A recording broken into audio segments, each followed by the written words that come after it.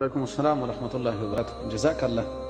الله رب العزت زموږ سره د ایمان حفاظت وکړه. رب العالمین موږ له ګلزار لره هیڅ وخت هم الله مه کموه او دعاګانې وکړي چې دغه بوستان د دې علم به ان شاء الله ماسې په ولولو باندې راشي. اوس موږ په الله باندې یقین دی ان مع العسر یسرا، تکلیف چې وروسته اسانتي. او قرآن کریم کې الله عز وجل فرمایي چې زه مؤمنان په دې یو حال نه پرېږدم. دغه شان دی کې انسان درجې اوچتېږي. حدیث کې راځي اوچته مرتبه الله عز وجل یو بنده راټاکلي په عمل یې نشي وصولولی. دا تکالیف پریشانیانې تېره شي. الله دې هغه موږ نصیب کړي.